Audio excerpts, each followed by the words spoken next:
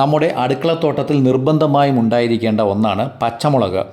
എന്നാൽ ഇപ്പോൾ പച്ചമുളക് കൃഷി നമ്മുടെ നാട്ടിൽ ശരിയാകുന്നില്ല. പ്രധാന കാരണം മുളക് ചെടി മൊത്തത്തിൽ കുരുടി പോകുന്നു. കാരണം എന്താണെന്നറിയാമോ? നമ്മുടെ തെങ്ങിലെ മണ്ടരി രോഗം പോലെ തന്നെ മുളകിനുമുള്ള ഒരു അസുഖമാണിത്. എന്നാൽ ഈ മുളക് തൈയിലോട്ടൊന്ന് നോക്കിയേ, തൈ കുരുടിയിട്ടുമില്ല, നിറയെ മുളകുമുണ്ട്.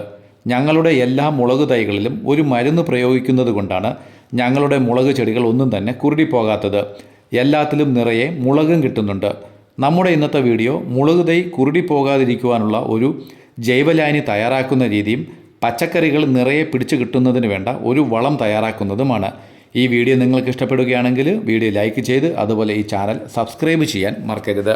പഴയകാലത്തുള്ള ആളുകൾ പറയാറുണ്ട് മുളകിൻ്റെയും അതുപോലെ തന്നെ കറിവേപ്പിൻ്റെയും ഒരു തൈ എവിടെ നിന്നെങ്കിലും കൊണ്ടുവന്ന് നടണമെന്ന്. കാരണം ഇവ രണ്ടുമില്ലാതെ ഒരു ദിവസത്തെക്കുറിച്ച് ചിന്തിക്കുവാൻ പോലും നമുക്കാകില്ല. വളരെ കുറഞ്ഞ ചെലവിൽ എളുപ്പത്തിൽ കൃഷി ചെയ്യാൻ പറ്റുന്ന ഒരു കൃഷിയാണ് പച്ചമുളക് കൃഷി. മെയിൻ കൃഷിയായും ഇടവേള കൃഷിയായുമൊക്കെ പച്ചമുളക് നമുക്ക് നല്ല രൂപത്തിൽ കൃഷി ചെയ്യുവാൻ പറ്റും. മുളക് തൈയിൽ കുരുടിപ്പ് രോഗം പിടിച്ചാൽ അതിൻ്റെ ഇലകൾ നശിച്ച് കായ്ക്കാതെ നിൽക്കും. നിങ്ങൾ മുളക് ചെടി ചട്ടിയിലോ തറയിലോ പാകി പിരിച്ചു നടുന്നതിന് മുമ്പ് വരെ നല്ല പച്ചയോടുകൂടി നിൽക്കുന്നതായിട്ട് മുളക് തൈ പിരിച്ചു മാറ്റി നട്ടതിന് ശേഷമായിരിക്കും മുളകിൻ്റെ ഇലകൾ കുരുടുവാൻ തുടങ്ങുന്നത്. കേടാകുന്ന മുളക് തൈ ശ്രദ്ധിച്ചില്ല എങ്കിൽ ആ മുളക് തൈ തന്നെ ഉണങ്ങിപ്പോകുവാൻ സാധ്യതയുണ്ട്.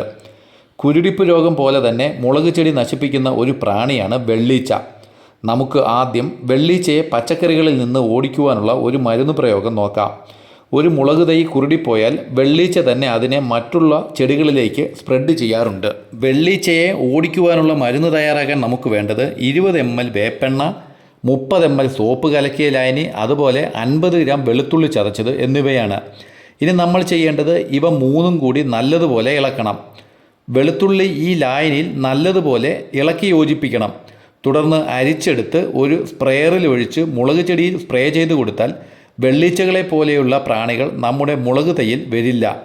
ഇത് നമ്മൾ തന്നെ തയ്യാറാക്കുന്ന ജൈവലായനി ആയതുകൊണ്ട് മുളകിലോ പച്ചക്കറി ചെടികളിലോ വീണാലും കുഴപ്പമില്ല. മുളക് തൈയുടെ കുരുടിപ്പ് മാറുവാൻ വേണ്ടത് കുരുടി നിൽക്കുന്ന ഇലകളെല്ലാം തന്നെ ആദ്യമേ പിച്ചിക്കളയണം. പിന്നീട് 50 ഗ്രാം കുമ്മായത്തിൽ 1 സ്പൂൺ മഞ്ഞൾപ്പൊടി ഇട്ട് ഇളക്കി മുളക് തൈയിൽ സ്പ്രേ ചെയ്ത് കൊടുക്കണം.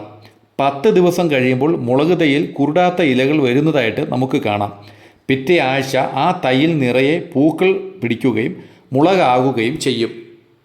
പച്ചമുളകിനും അതുപോലെ തന്നെ നമ്മുടെ വീട്ടിലെ പച്ചക്കറി ചെടികൾക്കും കൊടുക്കുവാൻ പറ്റുന്ന ഒരു വളം തയ്യാറാക്കുന്നതാണ് നമ്മുടെ അടുത്ത വീഡിയോയിലുള്ളത്.